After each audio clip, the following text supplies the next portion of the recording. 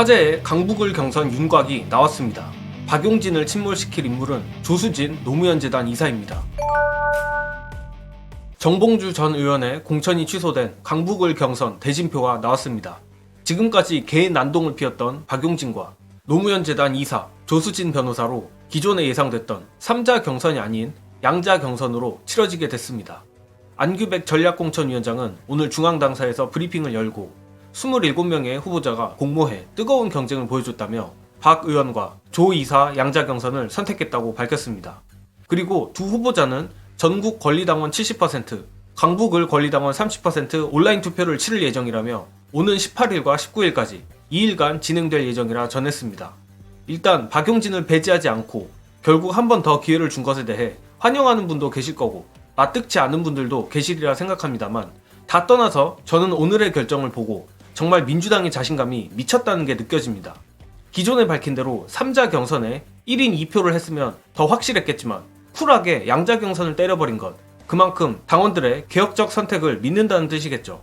그리고 조수진 변호사가 정말 묘한 수인 게 박용진과 언론들의 비명행사, 친명행제 난동을 제압함과 동시에 노무현재단 이사를 배치함으로써 양문석 후보 논란까지 잠재워버린다는 것입니다. 다른 의미로 민주당이 박용진과 언론에 입틀막을 해버린 것인데 정말 상상 이상입니다. 물론 시스템 공천답게 기존에 있었던 박용진의 감산도 그대로 적용이 됩니다. 박용진은 감산을 없애달라며 특혜를 요구하고 있지만 혹여나 감산 페널티를 없애는 순간 그때부터 언론은 민주당의 공천을 시스템 공천이 아니라고 물어뜯겠죠. 거기다가 이게 끝이 아닙니다. 저 개인적으로는 없는 게 맞다고 보지만 어쨌든 조수진 변호사는 여성 가산 25%를 추가로 받습니다. 즉 박용진은 30% 감산에 조수진 변호사는 25% 가산을 받아 결과적으로 박용진이 약 64.1%를 초과하는 득표를 해야 공천을 받습니다. 물론 박용진이 만만한 상대는 아니지만 가감산과 더불어 철옹성 갔던 박용진이 이미 한번 고꾸라져서 체면을 상당히 구긴 점, 그리고 그 이후 보였던 추태들, 마지막으로 최근 당원들의 엄청난 기세를 감안해보면 박용진의 공천을 걱정하지는 않아도 되리라 예상합니다. 하지만 이번 경선의 관건은 조수진 변호사의 승리가 아니라 가감산 없이도 박용진을 박살내는 수치를 득표하는 것입니다. 특히나 박용진은 정봉주 후보와의 경선에서도 감산이 없었으면 본인이 과반을 넘었다며 불복을 하고 있으며 언론도 여기에 힘을 실어주고 있기 때문입니다. 어찌됐던 미리 김칫국 마시면 안 되니 부디 민주당 권리당원들이 이번만큼은 목숨 걸고 경선에 참여했으면 합니다. 그리고 일각에서는 박용진의 본선 경쟁력을 얘기하기도 합니다. 뭐 일리가 없는 말은 아니라고 저도 생각합니다.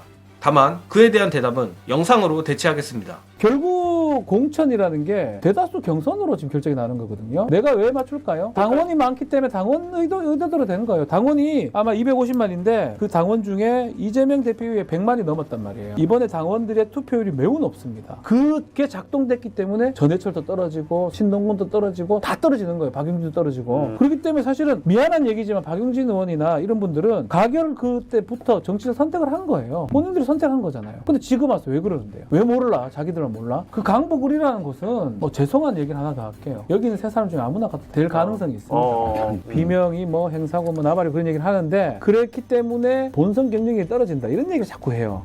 박용진 본선 경쟁이 높다는 식인 거야. 저는 그렇게 보지 않거든요. 대부분 그 초강세 지역이에요. 민주당 초강세 지역. 그런 사람들이 이때까지 털을 잡고 있었고 다효묘처럼 그거를 지금 공천 어쩌면 혁명 비슷하게 바로 잡는 모양새거든요. 그렇기 때문에 저는 사실은 박용진이 아니라 딴 사람을 가더라도 큰 문제 없고.